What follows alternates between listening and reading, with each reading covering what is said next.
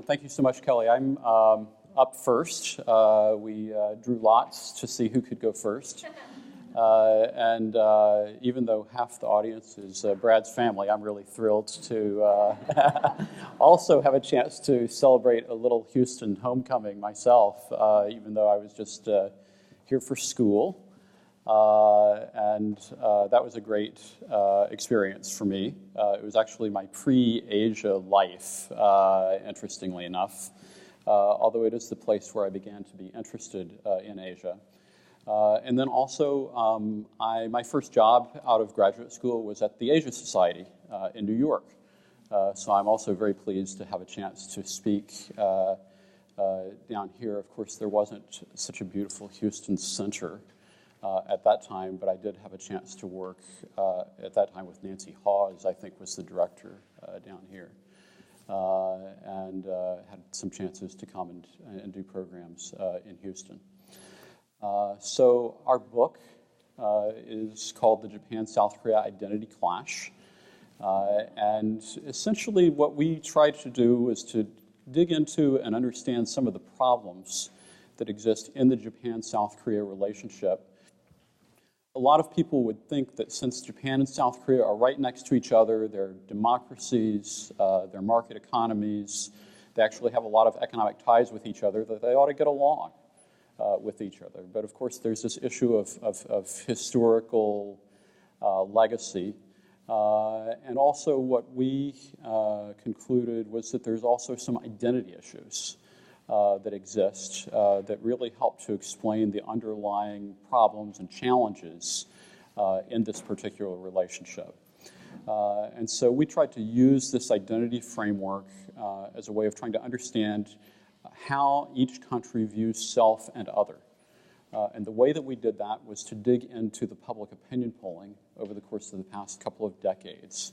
We looked at probably, well, certainly the majority of public opinion polls in Japan and South Korea that have been conducted on perspectives on international relations. And of course, this is important because both countries are democracies, and therefore public opinion naturally should have an impact on the foreign policy strategies that both countries have. And so actually we started this project when Prime Minister Abe was Prime Minister the first time, so it did have a little bit of a long gestation period. We're grateful to him for returning in order to frame our book. But you know, as we looked at these issues of public opinion, I think that it really does help to get a better perspective on what some of the core issues are between the two sides. And then we also supplemented that with conversations with opinion leaders in Japan and South Korea. And we've been going to various conferences with Japanese and South Korean colleagues now for about 2 decades, and had the opportunity to talk to them and watch how they deal with each other in those various kind of forums. And so the reason why we think that identity is critical to understanding the Japan-South Korea relationship is that really when you start to dig into the history of the relationship, especially in South Korea, it becomes clear that one of the drivers or aspects of national identity formation that was used in order to make Korea feel like it was, have national cohesion was the anti-Japan colonial experience, basically. The experience of having come out of colonial rule from Japan. And so if you go to South Korea and just go to museums or memorials, it doesn't take you very long to run across memorials to that particular experience. And in fact, if you are just looking at the Korean calendar, there are 2 occasions every year that involve holidays that basically are marking memorialization of bad things that Japan did to Korea, essentially. There's an Independence Day, which was actually a day when South Koreans nonviolently tried to protest Japanese colonial rule in 1919, and then there's the anniversary of the end of the war that we just marked a couple of weeks ago. And then on the Japan side, we feel that there's also some similar deep issues on the Japan side in the relationship. And I think one way that we see that playing out right now is in the public discussion about Korea fatigue. Japanese are kind of tired of even thinking about Korea, I think, at this point.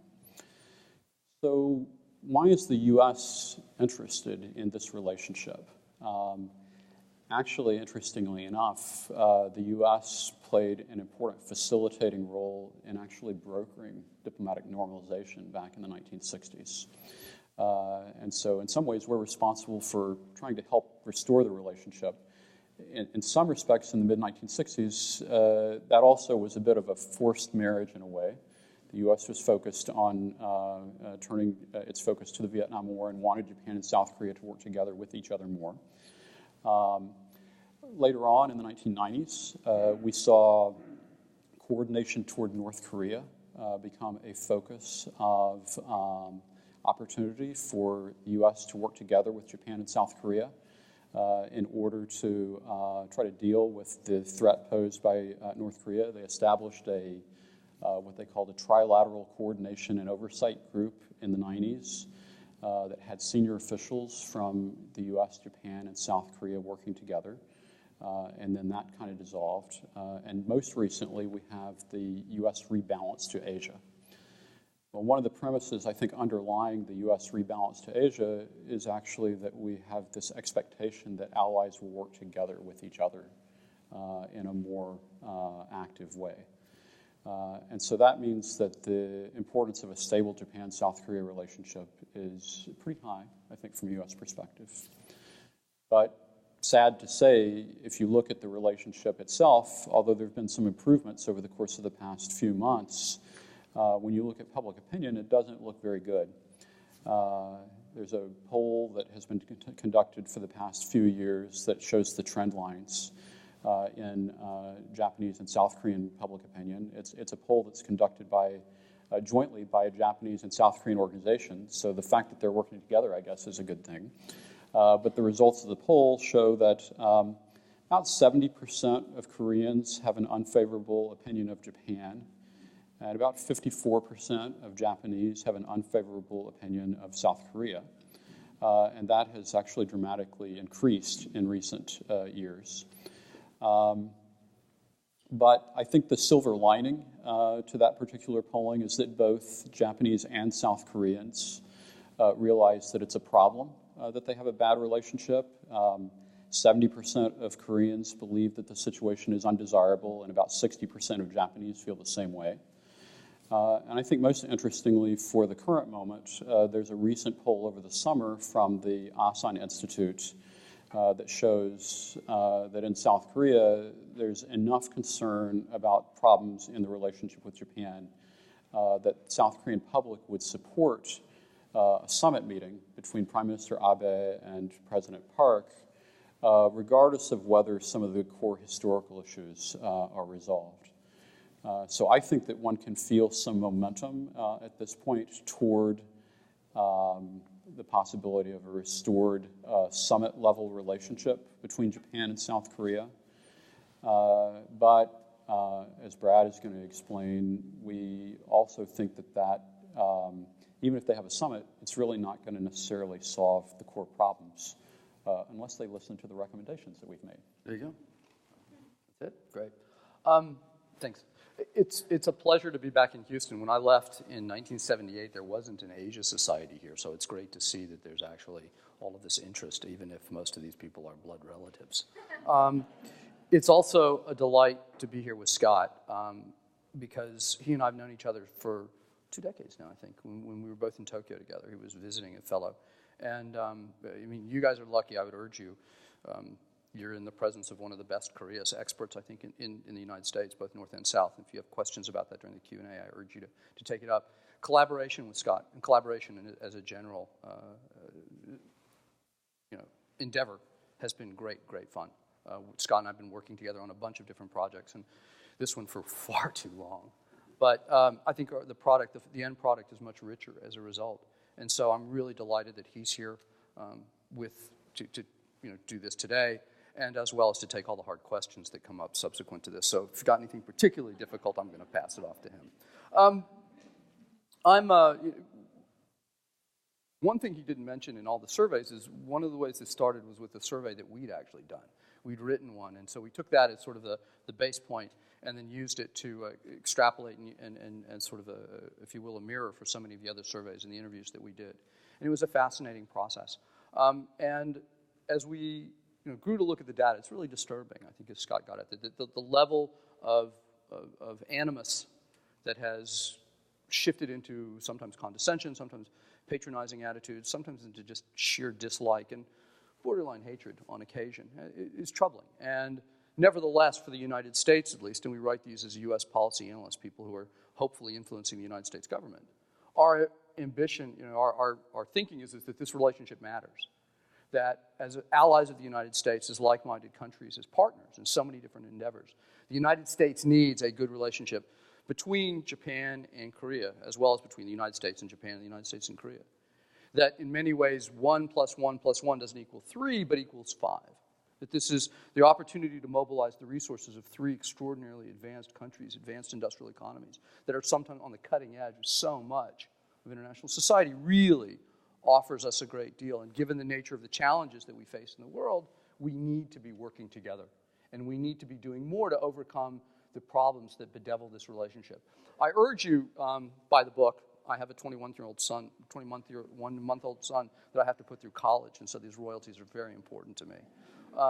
As Scott has 2 kids, but he's got more books published, so he's doing better. Where was I going with that? The chapters, I think, that where we try to assess the way that we look at the identity of Japan, the way we look at Korea, are very revealing in the way that it explains to you, I think, the societies, the way that they've evolved, the way that public opinion works, and really sort of lays out the foundations of this ill will and the currents and courses that both push these countries together and bang their heads together in some really troubling kind of ways. But given our understanding and our belief that these relationships are important, what we tried to come up with as good policy analysts, where it's not just enough to whine and complain about the way the world works, we tried to come up with some ideas about ways to improve these relationships. And we came up with two sets of recommendations. The first, we originally called the lowest common denominator approach, which is sort of at the bare minimum, this is what we should do. And over the time, as we've perfected this shtick in a number of different cities, we've decided that we should call this the bureaucratic politics model. And what that really consists of is, number one, the presidents of the 3 countries, Japan and Prime Minister of Japan, of the United States, and Korea, should be meeting every opportunity that they can. Every time they're in the same postal code, they should be sitting down together and sending messages to not only their organizations, but to the publics of their countries and to the world, that these relationships, both the bilateral and the trilaterals, are very important to themselves and to the world. That these are countries that share values, that share interests, that share geographical location, that look at the world through the fairly similar prism, and that they're trying to identify the same threats and are prepared to work together to challenge these threats. And as those of you that are managers know, really the most important thing that in any large organization is that your top leadership sends a signal and sends a message.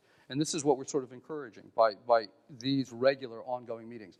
They do it now. The United States is involved in a great deal of arm twisting. The last trilateral summit was The Hague, right? The Nuclear Security Summit in 2014. Instead, we think they should be meeting at the UN General Assembly, the APEC, Asia-Pacific Economic Cooperations meeting, whenever there's a G20. Whenever the 3 of them are nearby, they should be making it a point, insisting that they have on the sides of these larger international gatherings this trilateral meeting and send the same message, send the same signal to everyone that's concerned that this is a relationship that matters. Secondly, of course, not only the top leadership, but you should have the Secretaries of Defense, the Secretaries of State, having their meetings as well in a trilateral capacity. Again, some of this is occurring right now or in May at the Shangri-La Dialogue. You had the 3 heads of the 3 defense ministers. When did the foreign ministers meet last? In June. Right. Again, it's sporadic, and we think that there needs to be a far more deliberate attempt to make this a regular and routine sort of behavior. We think that there should be, frequently when you have these Secretary and Defense Ministers meeting, you have what you call 2+2, because it's the 2 officials from each country. We believe there should be a 2+2+2. whereas the Americans, the Japanese, and the South Koreans, secretaries of state and defense get together with their counterparts and do this, again, on a regular basis. There should be more integration, not only at the top levels of the government, but even at the bottom levels, more of a whole-of-government approach, as it's called, so that you've got this inclination, almost an instinct, that when there's a problem or when there's an opportunity, that you're going to reach out not only just to your ally, but to your partner as well.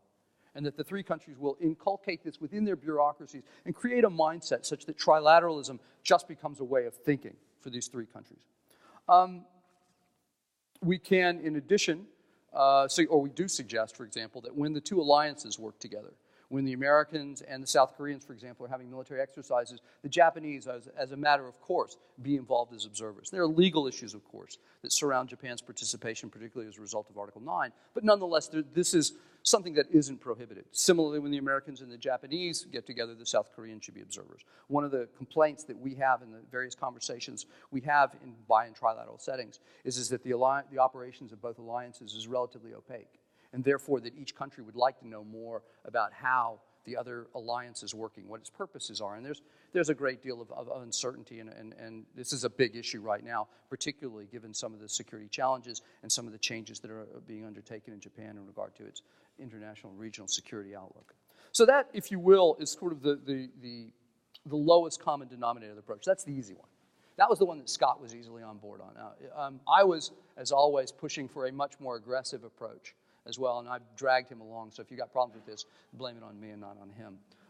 But this is what we call originally we called it the Grand Reset, then we called it the Grand Bargain, and now again we call it sort of this is the leadership approach. And what this really requires is forward-leaning thinking by the top leadership of the three countries in really powerful, ambitious, and some people would say obscenely optimistic ways.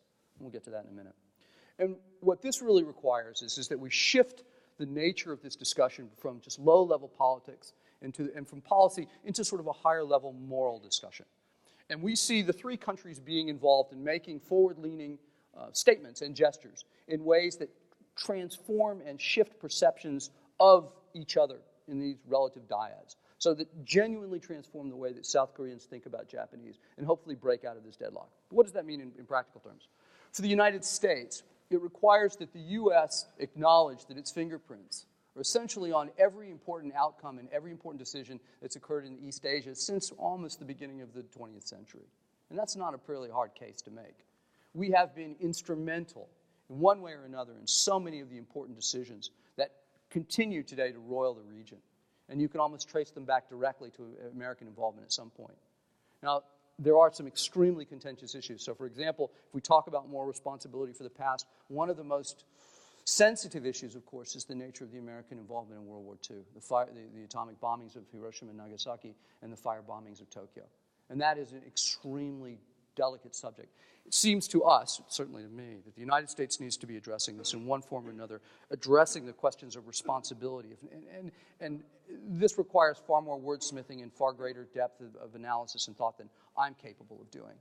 But nevertheless, the United States, we think, should be setting an example if it truly aspires to lead in a region in which the notions of responsibility are so important and coming to grips with history are so vital, that the United States should be moving forward with that.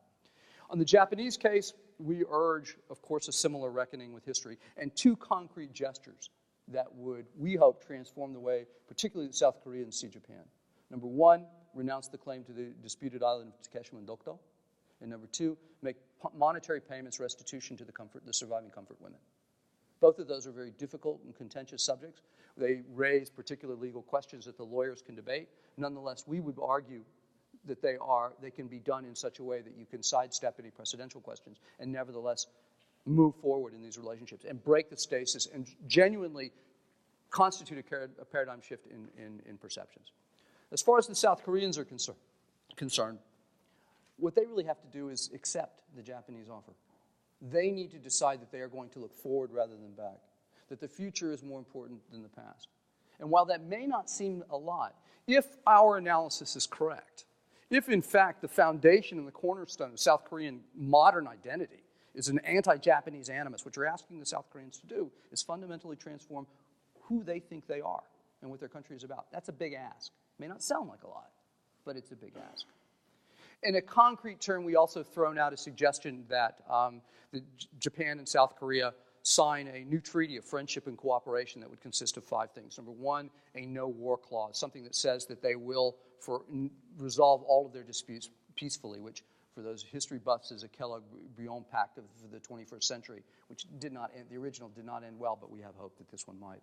Second, calls for a statement, of course, by the 2 leaders to make clear to their publics and to the world all the common interests and the common concerns that they had, the shared values, interests, objectives we talked about earlier. Third, Japan would declare that South Korea should be the rightful head of a unified Korean peninsula, an important statement about Japanese future intent and the way it sees the region unfolding. Fourth, the South Koreans should say that they understand that Japan has a regional security role, which it does, and nevertheless has been something that's a very difficult admission for South Koreans to make. And finally, we call for the creation of a joint ceremony, a joint day of celebration for the 2 countries, something that rather than looking back, as Scott mentioned, the historical events that seem to focus on the past, one that instead focuses on a common future and a shared cooperative, productive, peaceful, and stable future together. We have been roundly derided in every time we've done this program as to suggesting that these are ambitious, absurd, crazy propositions, and to which I'd say, if all you're complaining about is political possibilities, then I can live with that. I mean, what we're really asking for, quite simply, is a Nixon to China moment. What it requires is the leadership from South Korea and Japan to recognize that there are greater interests at stake.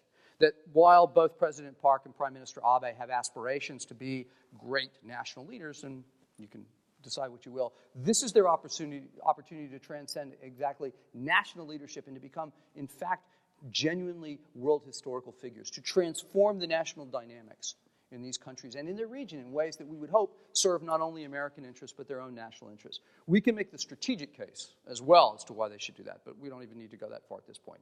Now, with that, cool, we're right on time. So, thank you for your attention, and we're here to take whatever questions you've got.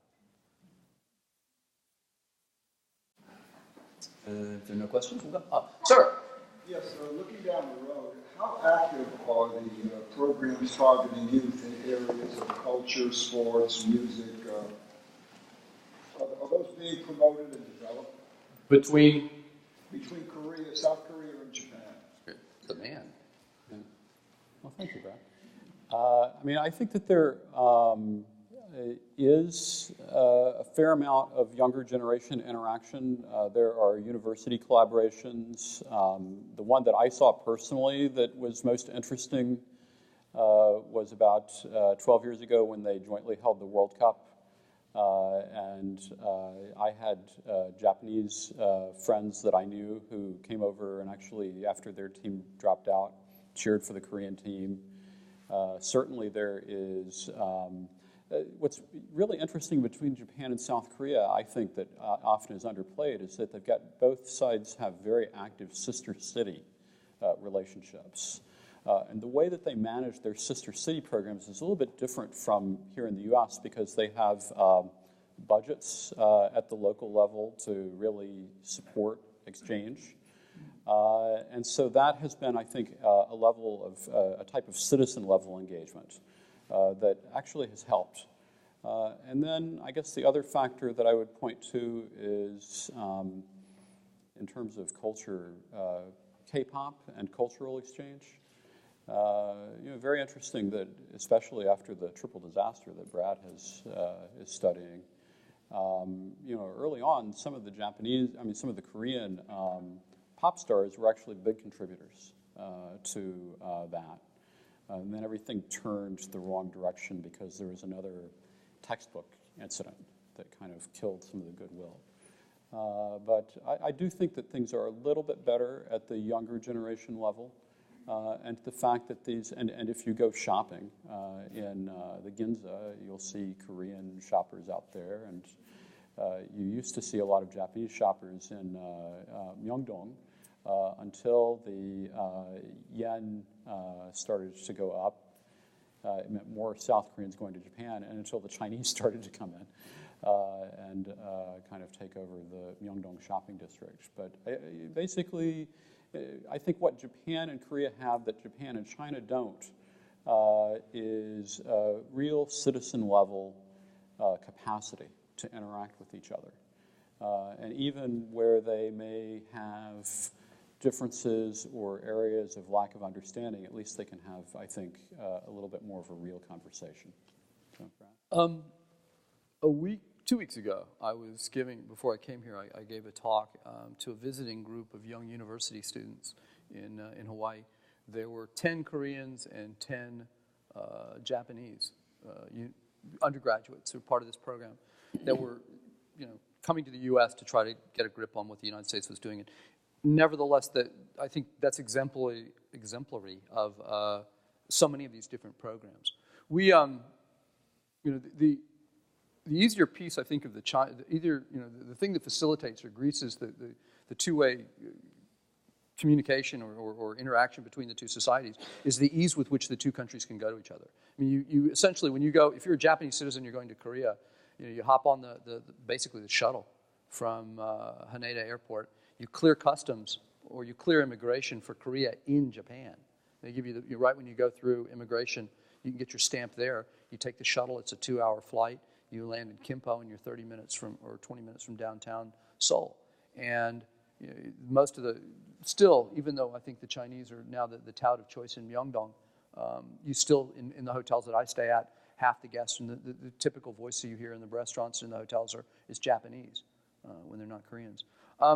We do a number of next generation programming, and we're real big. I mean, Scott and I have been doing various programs to push U.S.-Korea or Japan-Korea reconciliation for 15, 20 years now. And young people are somewhat embarrassed, frankly, by the hardened attitudes of their seniors. When you hear the outbursts and when they see the old thing, they're really quick to disassociate themselves from it. So there is a great deal of hope, I think, in the young generation.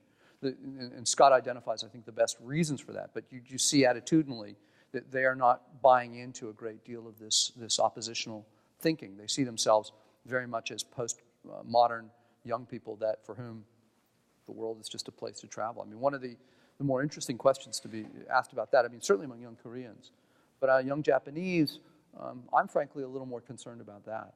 I think the Japanese are becoming a lot more inward-looking and less willing to engage, frankly, the rest of the world. But that's something we can talk about. That's my big shtick, but that's another side issue. But there are a lot of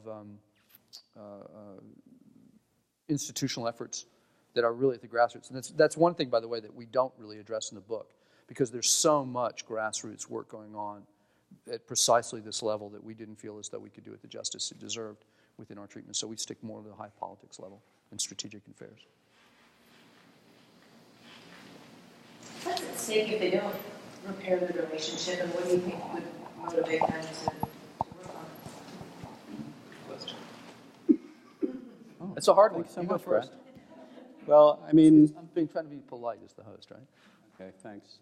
I think one big issue is that a bad Japan-Korea relationship really hobbles what the U.S. can expect in the region in terms of what the U.S. is doing. We talk about this U.S. rebalance to Asia, and there are a lot of challenges, and usually people focus on the China challenges related to the rebalance.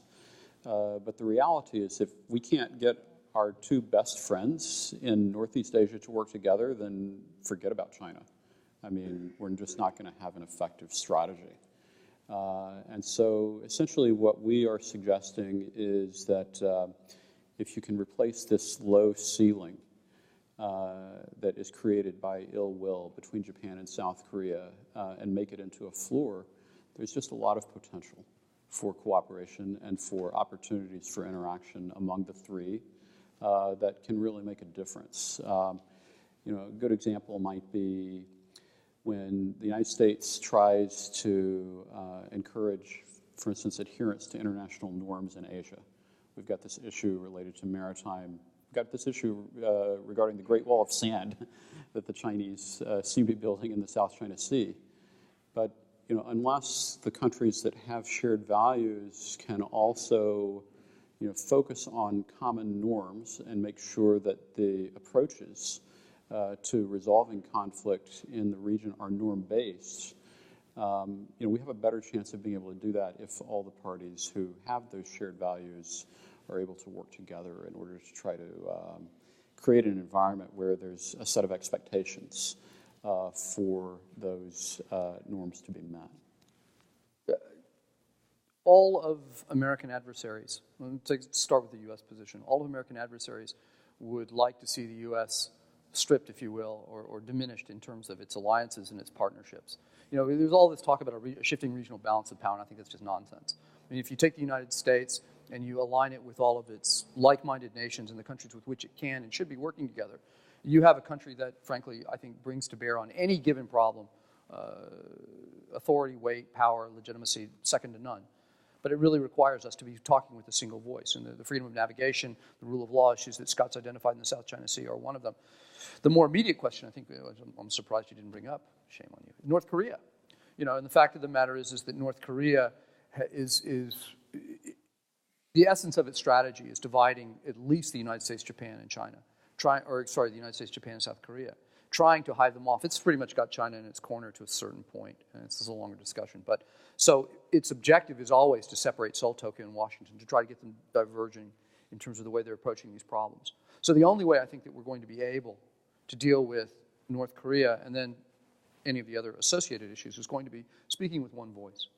So without question, if you buy my logic earlier in my bad math that 1 + 1 + 1 = 5 and not 3 in this case, then very plainly, given the nature of international challenges and given diminishing, I think, resources in all countries and greater fiscal constraints, in particular in the United States, that we're going to be much more hobbled if we don't have the capacity to marshal these other countries. Now, if you want to shift and you want to talk about Japan, I would make the case the Japanese leverage and bargaining power right now is at its peak. Japan is, and this is a controversial view, we can talk about it, but take it to the bank, but be careful who you say, or tell it to. Japan is a declining power. So if I'm a strategist in Tokyo, I'm striking my bargains now because my bargaining position diminishes over time. And so I would suggest that probably in Japan's best interest to be working particularly with Seoul. And in fact, if you let these historical grievances fester, strikes me that the Japanese position worsens and they find themselves weakening relative to a country that doesn't hold particularly good feelings toward them. So it certainly doesn't serve Japanese interests. And as for South Korea, unification or not, my sense is, and Scott can argue this, is that the South Korean horizons are going to be diminishing and shrinking to the Korean Peninsula. Kim Jong-un is proving to be an incredibly mercurial and unpredictable leader, and as a result, he's going to, I think, keep South Korea much more focused on the peninsula than it may even like to be. And if that's the case, then over time, South Korea is going to need additional diplomatic resources to leverage its own position. And if, in fact, you believe that there is a triangular relationship in which China is playing a greater role in regard to Seoul, and frankly, Seoul is so grievously outmatched in that particular relationship, then Seoul's going to need whatever help it can get. So by that logic, Seoul, Tokyo, and Washington all have very good reasons to be cooperating as much as they can. And even if, I guess let me offer you one little other twist on this. Sorry to rabbit on it, but I think it's important. There is a belief, and we've just done a series of meetings, it's something we focus on U.S., Japan, Korea relations and the way that they would react in a crisis on the Korean Peninsula. There is a belief today in South Korea, among South Koreans, that if the balloon goes up, if something bad happens, regardless of the nature of their relationship between Tokyo and Seoul, the Japanese will essentially be forced to step into line and to facilitate and assist the United States in the defense of the Korean Peninsula. It's in Japanese interest, but nevertheless, you'd like to think a sovereign state has choices. South Koreans believe it's okay. We can afford to have ill will with Tokyo because when the time comes, the Americans will strong-arm Japan. And that's probably true. I think the Japanese know that they have limited options in this particular situation. However, the question is, what are the opportunity costs that are foregone at this moment when Seoul and Tokyo cannot be preparing for that particular moment? And so that strikes me as being the most dangerous and flawed element of allowing the current situation to persist. Do you want to add anything? You look like you were going to say something. Not right now, I guess. I already had my shot. Would you mind expanding on what you meant by the Korea fatigue that you mentioned that is in Japan? I'm not completely certain what you're referring to now. Okay. Quite simply, Japanese are tired of being beaten up by Koreans. The attitude among most of the Japanese folks that we speak to right now, and even the ones that are incredibly sympathetic to South Korean positions, that understand, value a very strong, forward-looking Japan-Korea relationship, their attitude is that nothing we say or do will ever be enough for these people. No matter what it is, they're always going to pocket it, and they're going to look for more. And consequently, the best thing for us to do is just to wait until this Park administration's done, because she's clearly got a bee in her bonnet where she's got whatever issues about Japan, and just wait until the Koreans recognize they've really got no choices and to just get on with it. It is both a combination, forgive me, of being patronizing, and it's a combination of genuine fatigue and irritation with what is a sense of among Japanese that South Koreans will never be satisfied and have a stake in maintaining the moral high ground and keeping Japan on the defensive. So that's the reason why we made the recommendations that we did, because basically, we're asking a lot from Japan, a lot more than we're asking from Korea. But we feel that if you're going to test the proposition that Korean grievance is insatiable, then the way to do it is to try to respond to the aspects of the historical experience that are at the core of that, right? And so the comfort woman issue is obviously one symbol of that. The other symbol of the narrative as it has developed in Korea is that this island dispute, because it is about land, is seen historically as like the tip of the spear in terms of the initial Japanese colonization of the Korean Peninsula. And so symbolically, I think that a renunciation of that particular claim would basically send the message from Japan, okay, we understand, not only do we, accept the past and we've apologized for the past, but we're willing to, make this concession as a way of indicating that we're moving in a different direction. And so under those circumstances, if South Korea can't take yes for an answer, then everybody will know that the problem is on the South Korean side, right? And I'm betting that under those circumstances that South Korea would have a different attitude from that, and that they would be able to move forward. But it's a proposition that remains to be tested. Sir. You spoke of both South Korea and Japan being economies in decline, my understanding is that they both face similar economic and demographic challenges. Would cooperation between the two create a sort of buffer against that decline, or in any way get them out of the hole? If I said both economies are in decline, I misspoke. I'm not sure South Korea's economy, it's going through some bumps right now, but it's not in decline. I think Japan has peaked. Japan economically and socially is, its population is shrinking. I think clearly the high growth days are gone. They face the same demographic challenge. Without question. I mean, they're not going to be intermarrying, although they are actually, come think of it. I know a few Japanese are married South Koreans and vice versa. But, I mean, for the South Koreans at least, there will be unification will bring with it a certain economic benefit over time and a demographic benefit as well. So I wouldn't put them quite on the same trajectory. But I do think, and this is, Scott's apparently is writing his, 700th book now, is his new one, on Japan, on Korea's foreign policy and the middle power strategy. And I'll just take a small chunk of your royalties for this plug. But, I mean, the issue becomes the degree to which smallish countries can leverage the commonality among them as middle powers, for example, to precisely compensate for these other shortcomings. Japan is the third largest economy in the world. It's difficult to think of it as a middle power, yet I think in many ways, while the current prime minister argues that the country is a first-tier country, he's, again, riding the very crest of this wave, and he'll be the last prime minister that's probably likely to say that, and that's a long discussion, but again, I'm prepared to make that bet. But the most coherent debate about Japanese foreign policy over time would identify it as a middle power, something that Korea, I think, adopts much more reflexively. And consequently, the idea that they should be working together, could be working together, and would get a great deal more out of doing that is I think, intuitive to most strategists. So I think that there are opportunities for the Japan-Korea economic relationship to be strengthened as a way of bringing the two countries together. Korea actually has had a very active free trade agreement strategy over the course of the past decade. We've got a Korea-U.S. free trade agreement. They have one with Europe. They just announced one with China. The only country they don't have a free trade agreement with in the region just about is Japan. And so there are opportunities, I think, for facilitating trade and investment between Korea and Japan that are being blocked by some of these historical and political issues. Having said that, actually, the Japan-South Korea business communities are probably, in addition to, we were talking cultural exchange earlier, the business communities, I think, are actually among those segments of the two populations that are the most dismissive or frustrated with the fixation on some of the historical issues.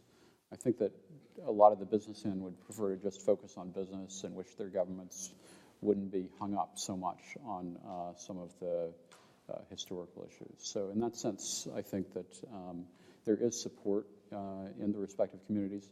There also are ways in which the two countries' private sectors are competing with each other more. And so there are some obstacles there.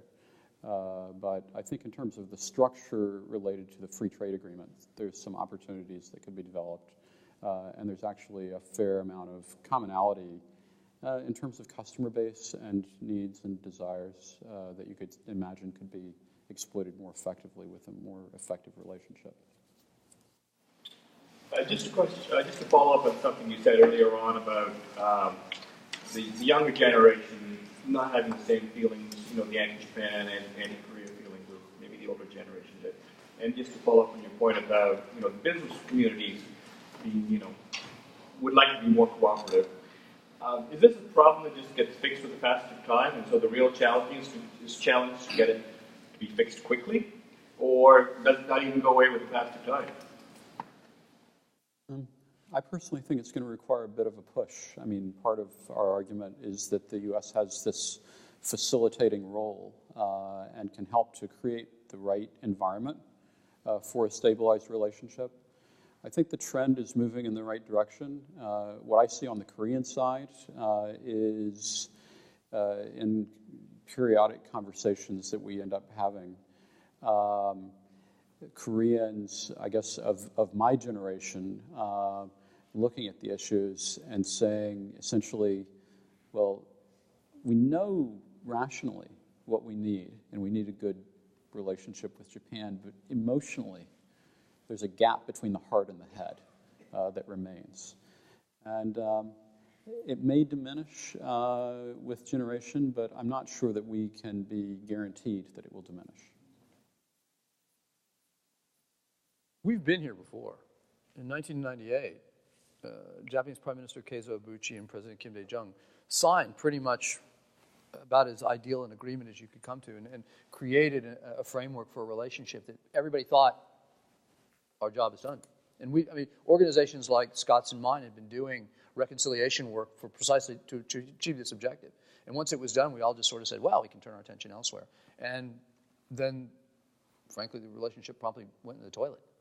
So, in the absence of constant tending, I don't think we can afford to assume that this will work itself out.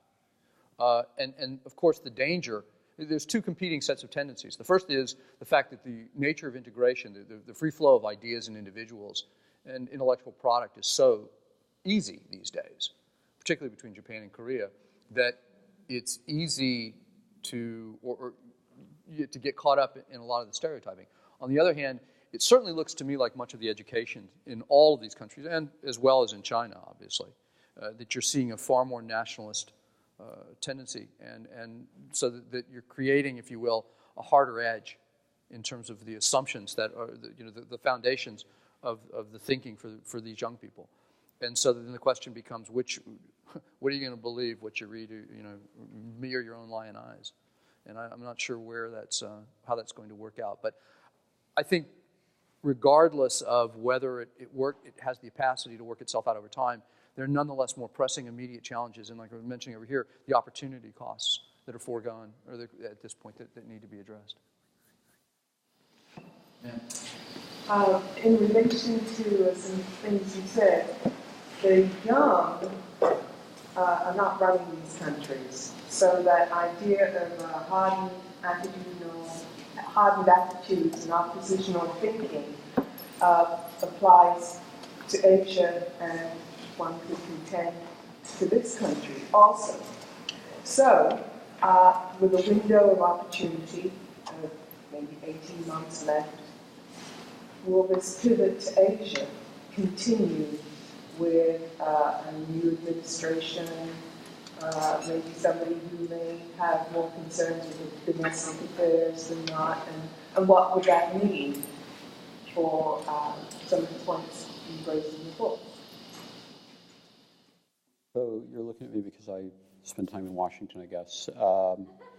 And what I see is that actually there's Republicans and Democrats can't agree on anything, but within Asia, actually the specialists on both sides agree that the rebalance is the right way to go, and that the U.S. needs to basically invest more in the Asia-Pacific as a region that is growing in importance.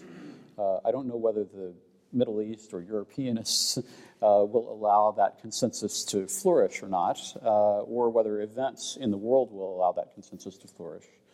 But I think that if you look at, I think that if you look at the fundamental themes of the rebalance, that they are themes that could very well continue and probably should continue as foundational elements of U.S. policy toward Asia going forward.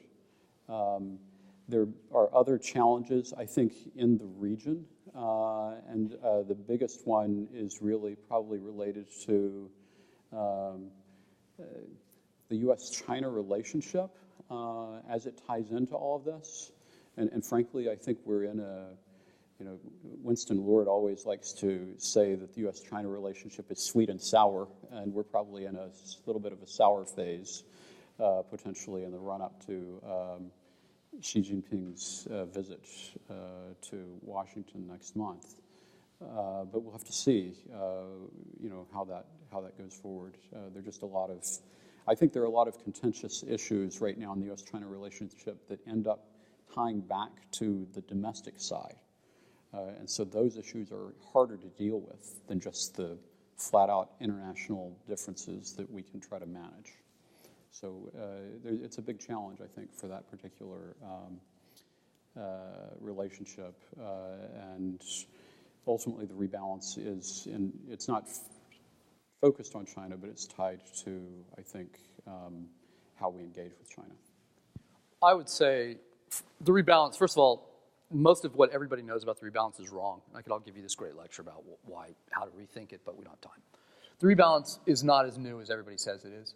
I mean, this has been, as Scott mentioned, a consensus in U.S. foreign policy for decades.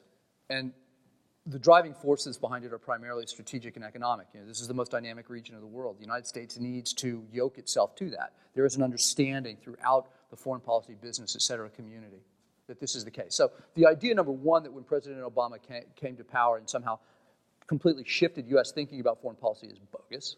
And the idea that when he leaves, it's going to shift again is bogus. China is going to remain there. The economic energy is going to remain there. There will continue to be distractions in the Middle East, in the Persian Gulf, in probably Central Europe. There will be a crisis du jour somewhere, but we can walk and chew gum and even do one other thing all at the same time. So the notion somehow or other that our fixation and orientation with Asia is a function of this administration is just nonsense. And we can go on if that wasn't sufficiently forceful. Secondly, though, our recommendations regarding U.S. engagement are very contentious. Most people in the United States government are not prepared to be as forward-leaning as we are. Scott was at the State Department yesterday briefing them on the book. Did they like you? Good. It was great. He misses something without me, which is That was the big problem. Yeah, I'm sure. But the idea, for example, there's a great fear that the United States is going to be forced to take sides, that the United States is going to somehow get dragged into these disputes and be obliged to mediate or adjudicate, which is not what we're recommending at all. And there is a great reluctance in most people in Washington to get sucked into that. So regardless of the messiness of our call for American statements about responsibility, which is where I began the grand bargain piece, even the degree to which the United States does anything more than really work hard to facilitate these trilateral meetings is a very contentious position in Washington. So there's an uphill resistance. Again, everybody that's working these issues on the ground, both in Washington, Tokyo, and Seoul, acknowledges the significance, but the degree to which they can do it, keep their hands clean, and not otherwise sully their careers is a tough call. But I would say this whole notion about the rebalance, whatever they call it, it will continue, but you rest assured, unless it's Hillary Clinton as the next president and she can claim the name, whoever's the next president will continue that policy and they'll just call it something else. Sir? Thank you for pointing out the importance of building this relationship between the U.S., Japan, and South Korea. Hypothetically, there's going to be an economic summit between the three countries. And Brad, you're the spokesperson for Hyundai, Samsung, and LG. Scott, you're the spokesperson for Mitsubishi, Nissan, and Toyota. How do you each coach, counsel the representatives from your respective countries coming to the economic summit? I'm not sure. You've got my point. I guess what I'm trying to get is you're advocating collaboration. Yet, if you look at the industries in these respective countries, they're highly competitive on a global market. So, if you have the president of Mitsubishi and you have the president of Samsung in two different countries competing on a global market, how would they then talk to their presidents to respectively come together in a harmonious fashion? I would say that the way of describing the economic relationship between Japan and South Korea is more like coopetition. And Samsung is doing business in Japan. They're also doing business with Japanese suppliers. And actually, historically, the Japanese have had a lot of investment and actually run a big trade surplus with Korea. And so there is a certain extent to which they're already intertwined. At the same time, they're also competing. And so you're right that some of the issues in the trade area that actually inhibit, for instance, the Japan-South Korea free trade agreement, are related to direct head-to-head competition in various sectors. But the broader trend, I think, in global trade is probably going to end up driving that. For instance, if TPP is finally passed, maybe at some point in the future, what are the Koreans going to do? Are they going to stay out of it? No, they're going to want to get into it, right? Because they would be fearful that Japan is going to get an economic advantage, say in the auto sector, that they wouldn't be able to take advantage of within the region. So, you can just play that out. But I think it's much more mixed than in the economic world, in the corporate world, than it necessarily is in the political world. So on the political side, this is just one more obstacle. What he said with, I think, two additional caveats. Number one would be on the grand strategic level, we need peace, we need stability, we need for us to be prosperous. And so I urge you to work together with the Japanese and with the Americans in ways that that ensure that we're sending the right signals to countries like North Korea that they don't think that they can destabilize our economy. So that the idea, if you will, the strategic integration and the larger sense of shared purpose will deter adversaries from destabilizing and threatening us, number one. Number two, if you're Mitsubishi, if you're Hyundai, or whoever, Samsung, you're thinking, I can compete. I can beat these bastards, right? So I'm not really scared. So what I want is a level playing field. So I tell my president, work with him or her, whichever side I'm on, to reduce trade barriers, to create the level playing field so that I can do what I do best. And I'm not. Sony doesn't scare me anymore. If I'm Samsung, give me the opportunity to compete, and the best way to do that is for all of us to get together, create, if you will, a level playing field and shared rules of the road. Sure. I think we got an 8 o'clock hard stop, or can we keep going? We can go. I was going to say, how many questions were there? Because we could either take not you. You can ask me over dinner. Because there were several over here. We can take a couple, or we can. Okay, we got three. Why don't we take them in 1, 2, 3, if you would, sir.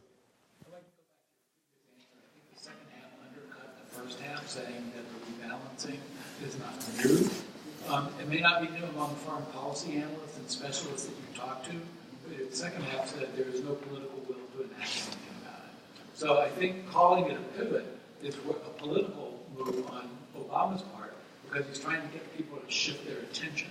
This country has extremely strong isolation elements in it, and a lot of the very noisy people in a particular party who shall remain unnamed are going to basically, I think, in a lot of ways, especially toward Asia, which they don't see as important. I moved here from Texas. I moved here recently. I used to work with Scott at Asia Society, and I saw New York begin to look at Korea, begin to understand Japan. Huge difference from the West Coast. I see very little interest here, except in this room.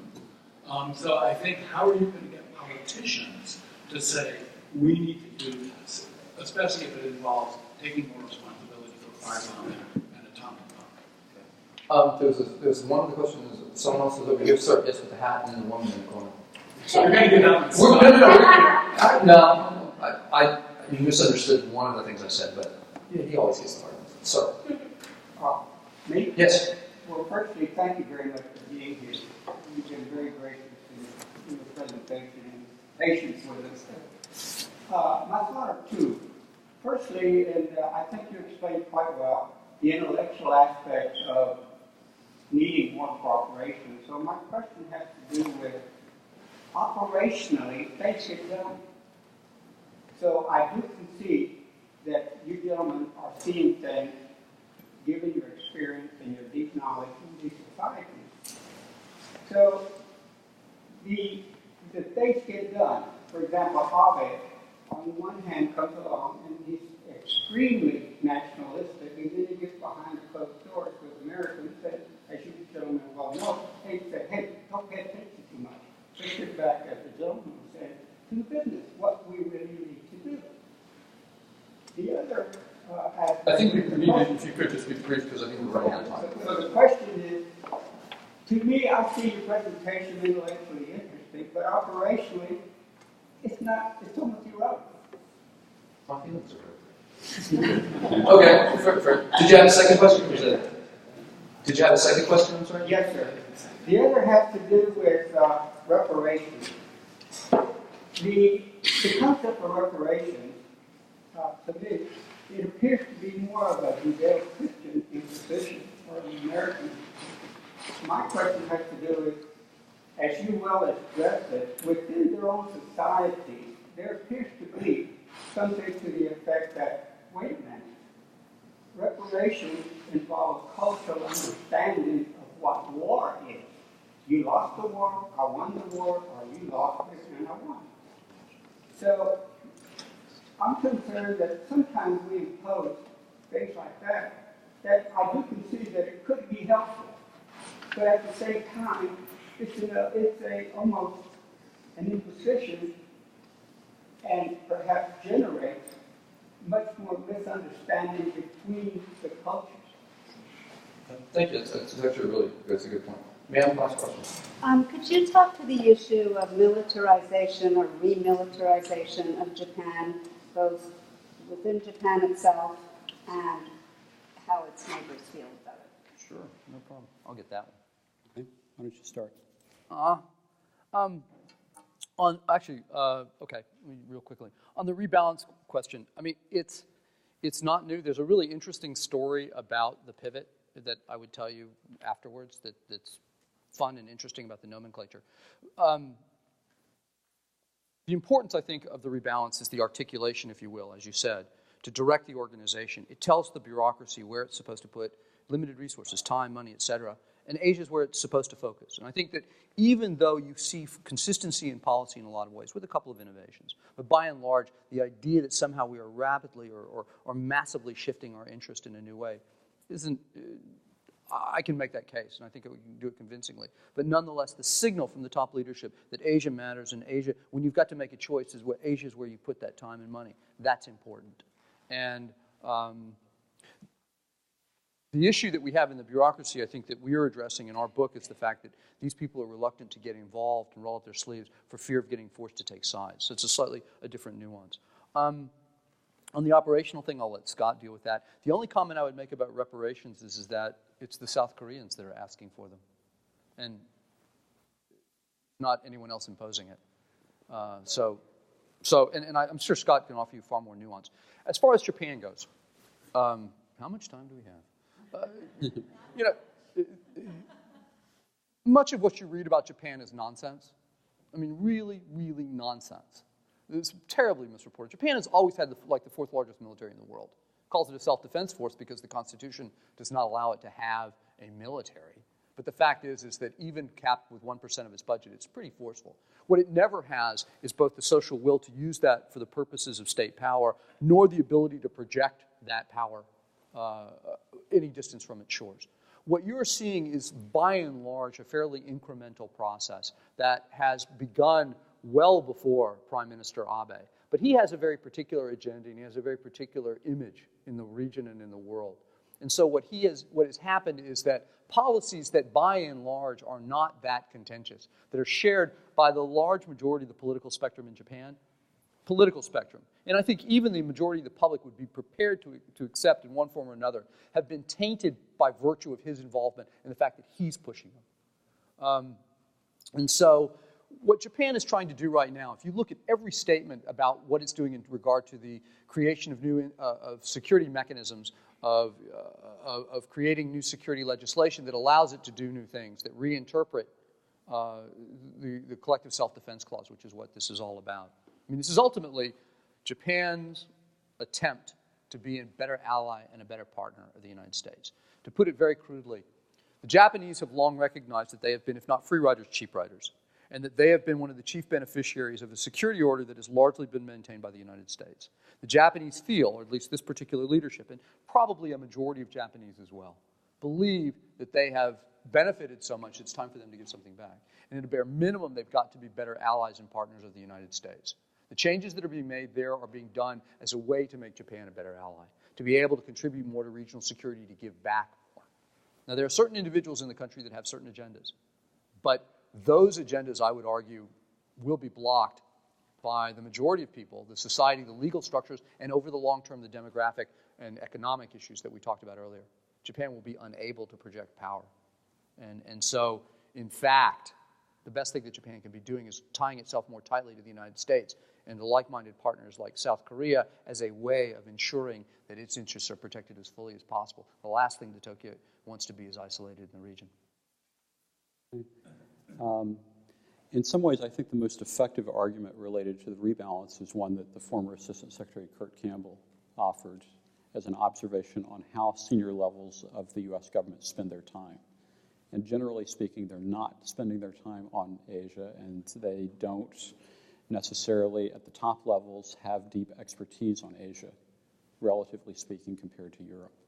And so what we're really talking about, I think, is actually China is going to demand, China's rise is going to demand that more people get smart on Asia, and that at senior levels, there's a deeper understanding. More Asia specialists engaged in the kind of foreign policy conversation that has, I think it's safe to say, at least on the Eastern Corridor, been primarily dominated by Europeanists. So then on the reparations question, I mean, we really didn't talk about reparations. What we talked about was whether or not the government of Japan can provide compensation to the 40-something remaining comfort women as a symbol of the fact that the Japanese government is taking responsibility. I don't think that there's really another larger monetary component to this particular issue. And then I'll just say lastly on the Korean perceptions of Japan, I mean, there is sensitivity for obvious historical reasons to, I think Korea is not yet ready for Japan to be a quote-unquote normal country. And they, I think, if you look at the surveys, they play up Japan as a potential threat. But realistically, Japan and Korea are both aging. They're going to have an awful hard time really mobilizing effectively to be able to fight with each other, I think, going forward. I'll stop there.